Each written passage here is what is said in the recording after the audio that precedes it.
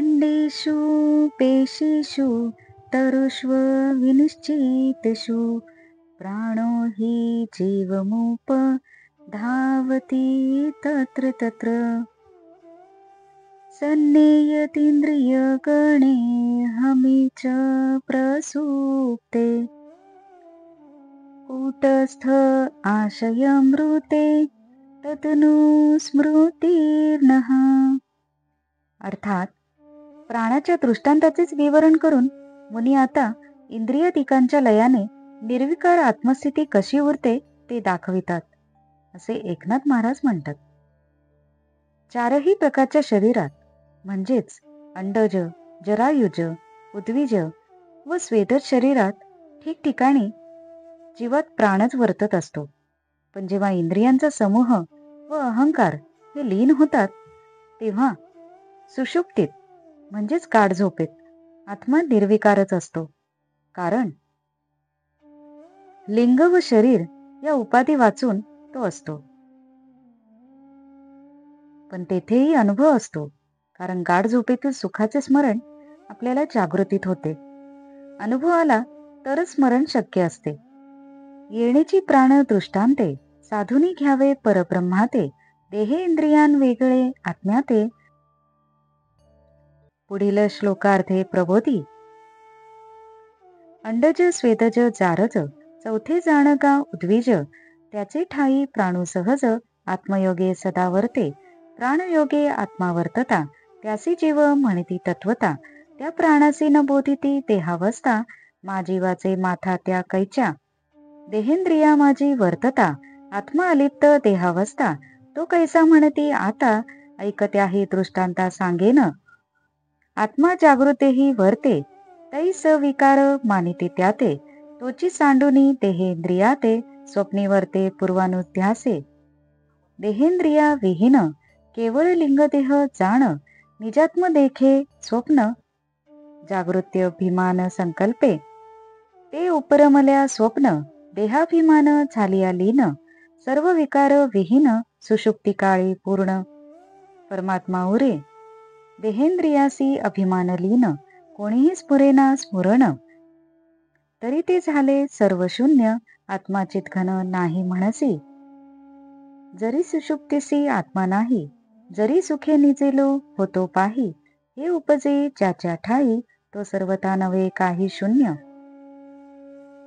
जो मी जागृती जागता जो मी सुषुप्ती सुख भोगता जो मी स्वप्नाते देखता एवं तीही अवस्था साक्षी जो अवस्था त्रयी साक्षी पूर्ण तो सर्वथा नवे शून्य तोची परमात्मा परिपूर्ण शुद्ध चितघन तो राया.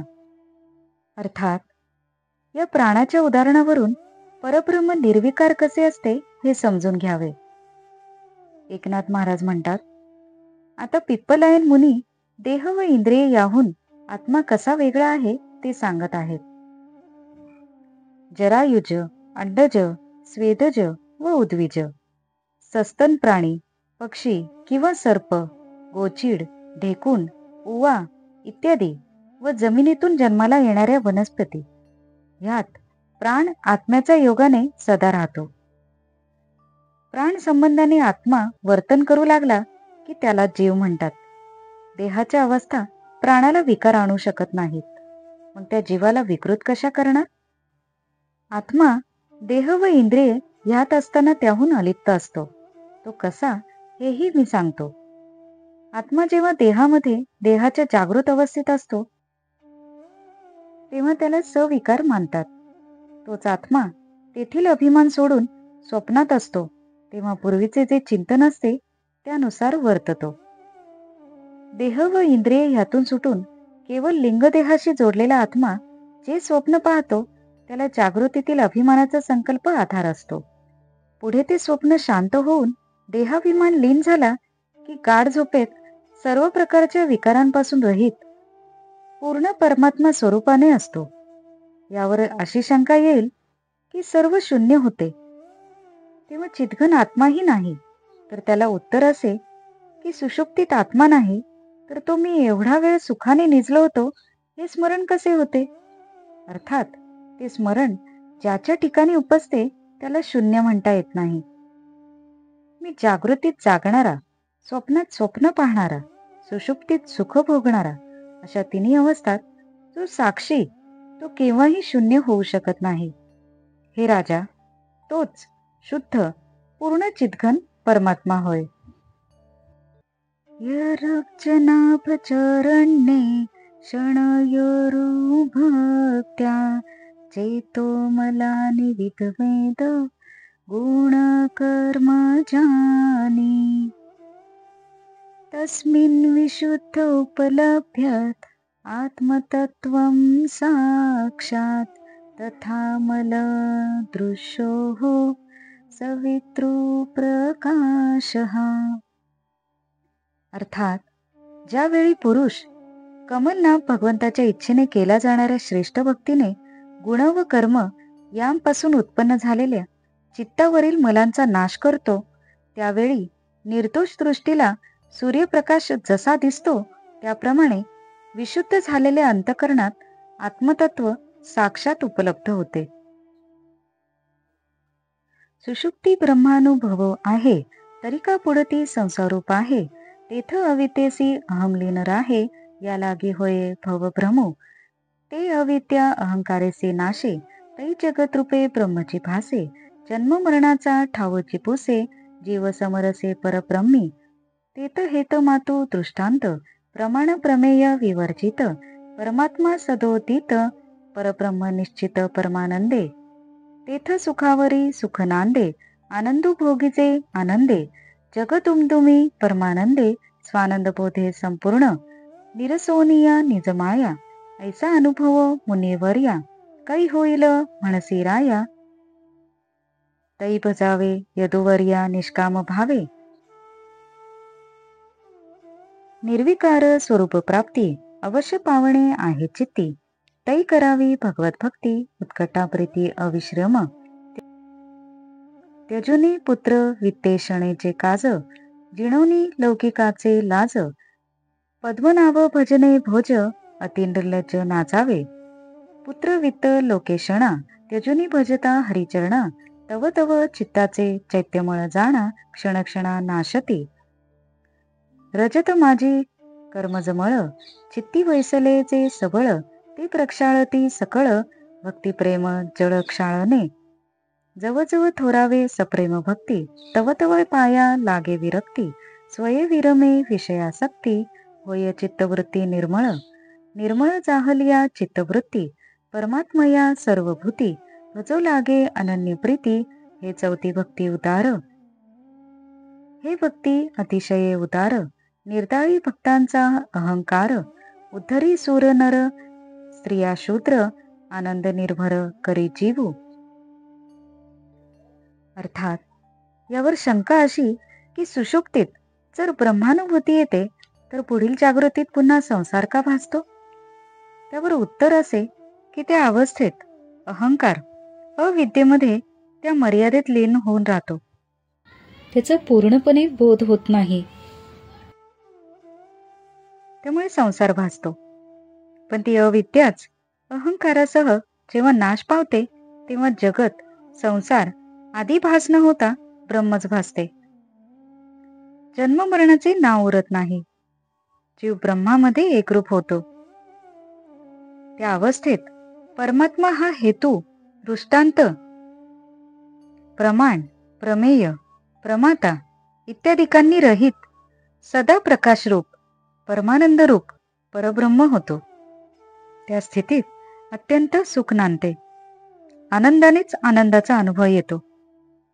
जगदाभास न होता स्वानंदच सर्वत्र तुंबुमतो व स्वानंद बोध मात्र भरून उरतो. मायेचे निरसन होऊन असा आत्मानुभव केव्हा येईल म्हणून जर विचारशील तर हे राजा, यदुवर्य श्रीकृष्ण याला निष्काम भावाने भजावे, म्हणजे मायेची निवृत्ती होऊन असा आत्मानुभव येतो. आपल्याला निर्विकार स्वरूपाची प्राप्ती अवश्य व्हावी अशी इच्छा असेल तर त्याने मोठ्या उत्साहाने न कंटाळता भगवंताची भक्ती करावी. त्याने पुत्र, धन इत्यादींची इच्छा सोडावी, लौकिकाची लाज सोडावी आणि संकोच सोडून ईश्वराचे नामस्मरण करण्यात किंवा भक्ती करण्यात नृत्य सुद्धा करावे. पुत्र, वित्त व लोक यांवर आसक्ती ठेवणे यालाच ऐषणा म्हणतात. हे सोडून हरिभक्ती करू लागले असता चित्तावरील मल नाश पावू लागतात. हे मल रजोगुणी व तमोगुणी कर्मांमुळे येतात, पण भक्तीतील प्रेमजलाने धुतले जातात. एकीकडे भगवंतावरील भक्ती वाढते तशी विरक्ती येऊ लागते. विषयांची आवड कमी होत जाते आणि चित्त निर्मल होते. चित्तवृत्ती शुद्ध झाली की असा विरक्त भक्त परमात्म्याला सर्व भूतांमध्ये अनन्य प्रीतीने भजू लागतो. ही ज्ञानलक्षण चतुर्थ भक्ती फार श्रेष्ठ आहे. या भक्तीने भक्ताचा अहंकार जातो. मनुष्य, स्त्रिया, शूद्र आणि देवता यांचाही उद्धार होतो आणि जीवाला पूर्ण आनंद होतो. कर्मयोग वदतनः पुरुषो येन संस्कृतः विधुये हाशु कर्माणि नैष्कर्म्यं विदते परम.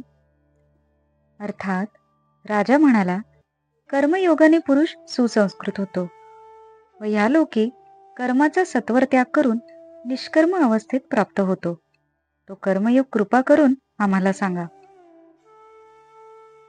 एवं प्रश्नमृषीन् पूर्वं पृच्छ पितुरन्तिके नाम्ब्रुवन् ब्राह्मण पुत्रास्तत्र कारणमुच्यताम्. अर्थात पूर्वी पित्याच्या समीप मी ऋषींना हाच प्रश्न विचारला, पण ते ब्रह्मदेवाचे सनकादिक पुत्र काहीच बोलले नाहीत. त्याचे कारण काय ते मला सांगा. हे भक्ती जे लागे हाती, ते भवभयाची निशेष शांती. पाया लागती चारी मुक्ती, अशी उदार भक्ती हरीची. जेवी टोळा असता पडळ, सविता उगवे सर्व काळ. तो सन्मुख न देखे रविमंडळ, मा पदार्थ सकळ त्या कैचे. तेची पिटलिया पडळ, दृष्टी होय अति निर्मळ. देखो लागे पदार्थ सकळ, रविमंडळ समन्वये. तेवी निजात्मा हृदयी वसे, परिचित्तवृत्ती मुळी न असे. तव परब्रह्म न प्रकाशे, चित्त वासना दोषे दूषित. तेथ करिता भगवत भक्ती, निर्मळ होय चित्तवृत्ती. तेव्हा निर्विकार स्वरूप प्राप्ती, भक्त पावती निज भजने.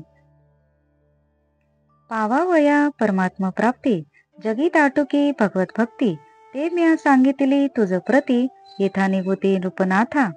जेवी डोळ्यांचे पडळ फिटे, तेथ प्रकाशसी सविता भेटे. तेवी कल्पना लोपे प्रगटे, नेटपाटे परब्रह्म. जेथ निर्विकल्प समान, निश्चयसी चाहले मन. त्यासी देही वर्तताही जाण, भवबंधन स्पर्शेना. ऐसे कर्जोनिया जाण, हर्षे बोले पिपलायन. तव राजा सुखावला संपूर्ण, जीवीची खूण बाणली. ऐकता ब्रह्म निरूपण, राजा लांचावला पूर्ण. पुढे वाढावया निरूपण, अन्वय प्रश्न पुसत असे. जेणे तुटे कर्मबंधन, त्या कर्मयोगाचे लक्षण. समूळ ऐकावया जाण, राजा आपण सादरे पुसतू. राजा निज श्रद्धा संपन्न, अतिविनीत करी प्रश्न. जेणे तुटे कर्मबंधन, तो कर्मयोग संपूर्ण सांगा स्वामी. कोणे कर्मे कर्म तुटे, नैष्कर्म्य सिद्धी स्वये प्रगटे. पुरुषा पुरुषोत्तम भेटे, हे मज गोमटे कर्म सांगा. अर्थात ही भक्ती प्राप्त झाली म्हणजे संसाराचे भय मुळीच उरत नाही. चारही मुक्ती त्याला वश होतात. ही ज्ञानलक्षण भक्ती फार उदार आहे. डोळ्यांवर पडदा बांधला किंवा दृष्टीला प्रतिबंध होईल असा काही दोष उद्भवला तर सूर्यही दिसत नाही, मग इतर पदार्थ कुठून दिसणार. पण तो प्रतिबंध एका उपायाने दूर केला तर दृष्टी निर्मळ होते आणि सूर्यासह इतर सर्व पदार्थ दिसतात. अशा प्रकारे जोपर्यंत चित्तवृत्ती मलिन असते, चित्त वासनांमुळे दूषित झालेले असते, तोपर्यंत हृदयातील आत्मा प्रतीत होत नाही आणि परब्रह्म प्रकाश पावत नाही. भगवंताच्या भक्तीने चित्त निर्मळ झाले की भक्त निर्विकार स्वरूपास प्राप्त होतात. या जगात भगवंताची भक्तीच परमात्मा प्राप्ती करून देण्यास समर्थ आहे व तीच मी तुला यथार्थपणे सांगितली आहे. डोळ्यावरील आवरण निघून गेले म्हणजे ज्याप्रमाणे सूर्यप्रकाश दिसतो त्याप्रमाणे कल्पनांचा लोप झाला असता अंतःकरण निर्विकल्प होते आणि परब्रह्म प्रकट होते. मग तो भक्त देहामध्ये असला तरी त्याला संसार बंधन लागत नाही. पिपलायन मुनी आनंदाने हे सांगत होते तेव्हा राजालाही खून पटली व मोठा हर्ष झाला. राजाला आणखी श्रवण करण्याची उत्सुकता होती, म्हणून त्या विषयाला अनुरूप असा प्रश्न म्हणजेच ज्या कर्मयोगाने कर्मबंधन तुटते त्या कर्मयोगाच्या लक्षणाविषयी तो आदराने प्रश्न विचारू लागला.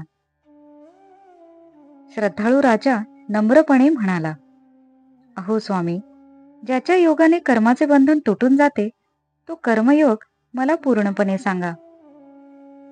कोणत्या कर्माने कर्माची निवृत्ती होते व पुरुषाला पुरुषोत्तम भेटतो असे कोणते कर्म मला सांगा.